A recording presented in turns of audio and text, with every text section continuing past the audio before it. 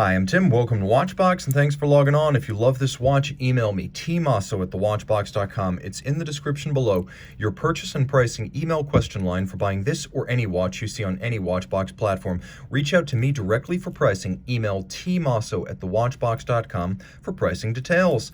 Today, we're discussing a model built between 1988 and 1996, a model that is now considered a true vintage watch. It's the Omega Speedmaster Professional Moonwatch, the 3590.50. Now this timepiece right here, everything you'd expect of a moonwatch traditionally, albeit with a few period details, including an original tritium dial and hands and a period 1479 bracelet. So the watch, of course, is standard moonwatch, and the look of this watch has not changed a whole lot since the arrival of the pre-moon Professional in late 1964.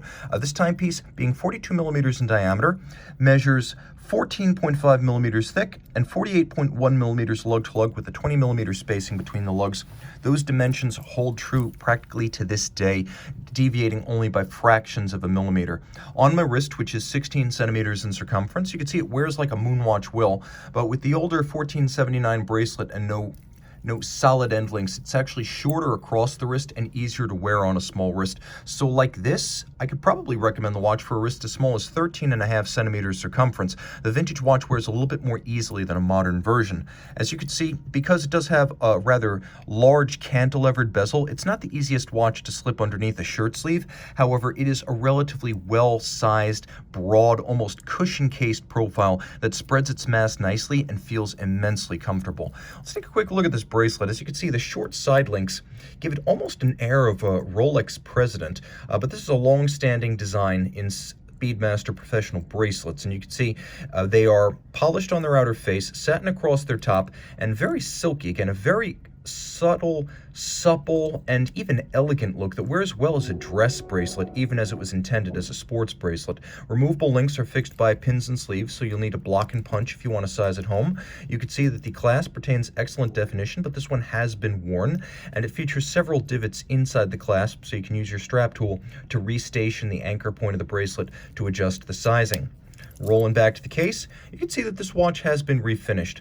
I would rate the case probably a 7 and the dial a 10, so if you want to composite those two scores, you get my assessment of the overall condition of this watch. Now that said, there's still a lot of volume to the lugs. The break between case band and lug bevel is still sharp, and of course you have crown as well as chronograph pump pushers in excellent condition.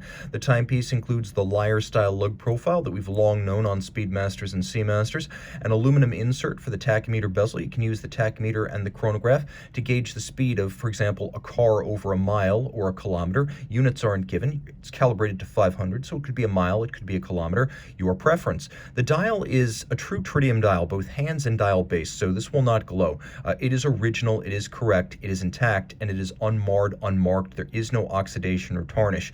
So remember, I said the dial is a 10, and I mean that. It has dished sub-registers, and then it has a no-nonsense white on black printing, the black being matte to reduce glare, and then you can see that the watch also includes a Hesalite crystal. It's a thermoplastic, basically plexiglass, something Omega continues to fit on the modern-day moonwatch because NASA prefers a crystal that will scratch but will not shatter over a sapphire that will not scratch but could fracture and shatter. That's why the thermoplastic is still used. It is very shatter resistant. Underneath the case back, which you can see features the image of the hippocampus. Why? Because the Speedmaster back in 1957 was originally part of the Seamaster water-resistant watch family. That's why you have a seahorse on the back of a pilot's watch. And underneath, Moonwatch caliber 861, the 17 jewel version, and it's basically what the Moonwatch caliber was right up to the arrival of the current 3861. So manual wind, Lamagna 1873 based, 48-hour power reserve, 21,600 vibration per hour beat rate. This is the 17 jewel version, and it has a combination of a cam and a lateral clutch, albeit very well tuned and precise, as the might of Omega and Lamagna has led this cam chronograph to feel as crisp as a column wheel. And of course, this is very much in line with the watch still flown by NASA. The calling card of this watch has been its consistency through time. In theory, when it was new, it was 50 meters water resistant. I'm not going to hold it to that because after all, more than 2 decades on, this is a true vintage watch, but it was 50 meters as it left the factory. And again, this is a model that was made between 1988 and 1996, so they're pretty much all vintage at this point. Reach out to Team Mosso at thewatchbox.com for purchase and pricing details.